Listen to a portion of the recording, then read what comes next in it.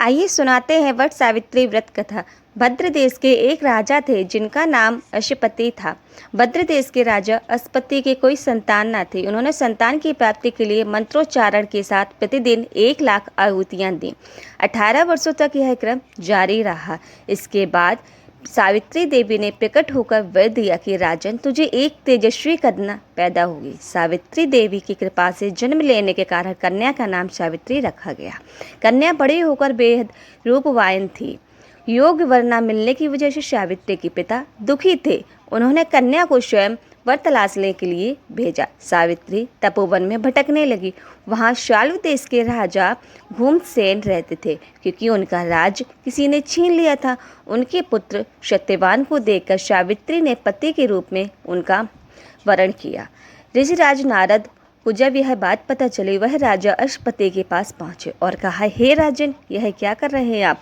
सत्यवान गुणवान है, धर्मात्मा है, बलवान है, परंतु उसकी आयु बहुत छोटी है। 1 वर्ष के बाद उसकी मृत्यु हो जाएगी। ऋषिराज नारद की बात सुनकर राजा अश्वपति घोर चिंता में डूब गए। सावित्री ने उसका कारण पूछा तो राजा ने कहा, पुत्री, तुमने जिस राजकुमार को अपने वर के रूप में चुना है वह अल्पायु है। तुम्हें किसी और को अपना जीवन साथी बनाना चाहिए।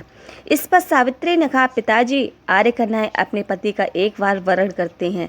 राजा 1 बार ही आज्ञा देता है और पंडित 1 बार ही प्रतिज्ञा करते हैं और कन्यादान भी 1 बार ही किया जाता है। सावित्री हट करने लगी और बोली, मैं सत्यवान से ही विवाह करूंगी।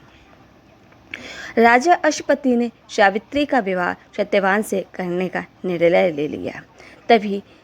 तभी राजा ने अपनी पुत्री सावित्री का विवाह राजा से कर दिया। विवाह होने के तत्पश्चात ही सावित्री अपने राजकुमार के साथ ससुराल गई। ससुराल में उसने पहुंचते ही सास ससुर की सेवा करना शुरू कर दिया और धीमे धीमे दोनों ही एक दूसरे के साथ समय बिताते रहे। नारद मुनि ने सावित्री को पहले ही सत्यवान की मृत्यु के दिन के बारे में बता दिया था।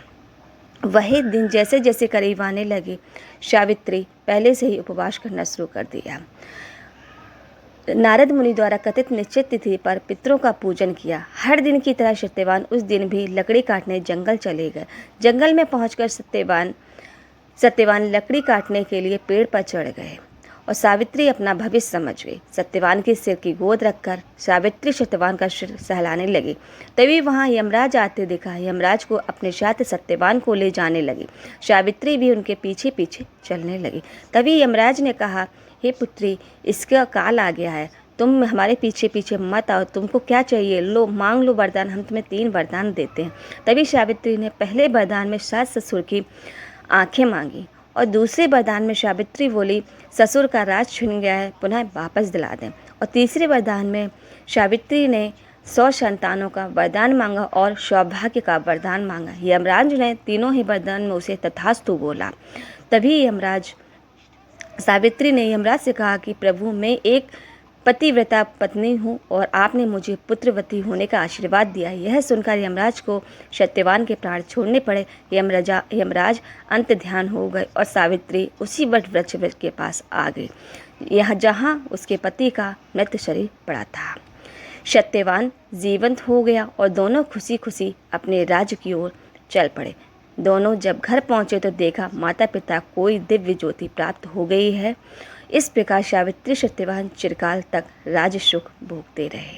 यह थी वट सावित्री की व्रत कथा। जो कोई इस वट सावित्री की व्रत कथा को सुनता है, उसके सारे दुख दूर होकर सारी समस्त इच्छाएं पूरी